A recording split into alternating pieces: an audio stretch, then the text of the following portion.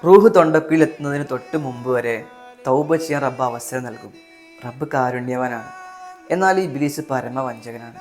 തിന്മകളൊക്കെ അലങ്കാരമാക്കി കാണിച്ചുകൊണ്ട് ചെറിയ പ്രായമല്ലേ, ഇനിയും തൗബ ചെയ്യാൻ ഒരുപാട് സമയമുണ്ട് എന്നൊക്കെ ചിന്തിപ്പിച്ചുകൊണ്ട് തിന്മകളിൽ മുഴുകി ജീവിപ്പിക്കും. അങ്ങനെ തിന്മകളിൽ മുഴുകി ജീവിക്കുന്ന സമയത്തായിരിക്കും അള്ളാഹുവിൻ്റെ വിളിക്കുത്തരം നൽകി എന്നേക്കുമായിട്ട് നാം ഈ ലോകത്തുനിന്ന് വിട പറഞ്ഞു പോകുന്നത്. അന്ന് നമ്മൾ മനസ്സിലാക്കും ഇത് വേർപാടാണ്, ഇനി ഒരിക്കൽ നമ്മൾ ഈ ലോകത്തേക്ക് തിരിച്ചു വരൂല, വേദനകളുടെ ലോകത്തേക്ക് പോവുകയാണ്.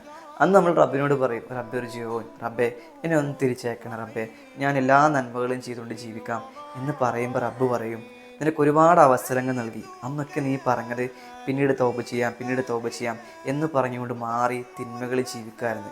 ഇനി നിനക്ക് അവസരമില്ല, കാലാകാലം വേദന അനുഭവിച്ചോ എന്നുള്ള ആ ഒരു റബ്ബിൻ്റെ പ്രതികരണം ചിന്തിച്ചു നോക്കേ. പിന്നീട് നന്നാകാം എന്നുള്ളതാണ് ഏറ്റവും വലിയ മണ്ടത്തരം. കാരണം ചെരുപ്പിൻ്റെ വാറിന്